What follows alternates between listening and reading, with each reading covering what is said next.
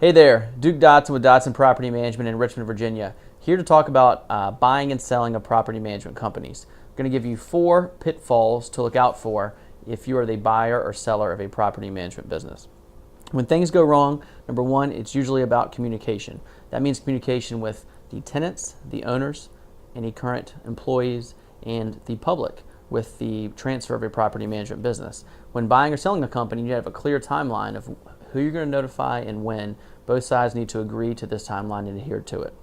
Second is the software transition. This can be often a daunting task to transfer all the information from one property management software to another. Internally, the buyer of this company needs to have a person that owns this process. In other words, it may be your accounting manager or your controller that owns the process. Maybe they work with an intern or an admin person to carry out the process, but some person internally needs to own this process. Third, problems often occur when the new owner operates differently than the old owner.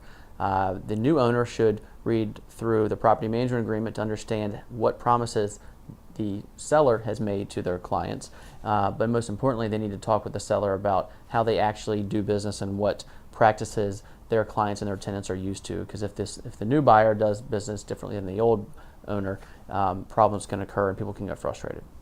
Fourth is proper due diligence. Can't stress this enough. You need to have ample time built into your contract to perform this due diligence. You need to audit things like property management agreements, leases. You need to assess personnel, especially if you're going to bring this personnel onto your team.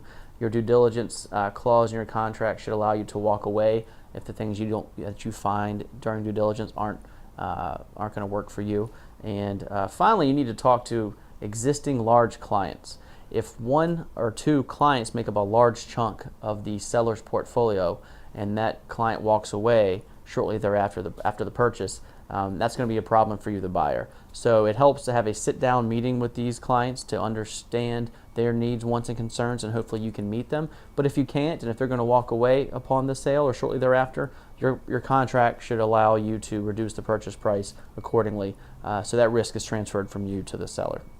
We hope this is helpful. If you're buying or selling a property management business, try to avoid these pitfalls, and best of luck to you.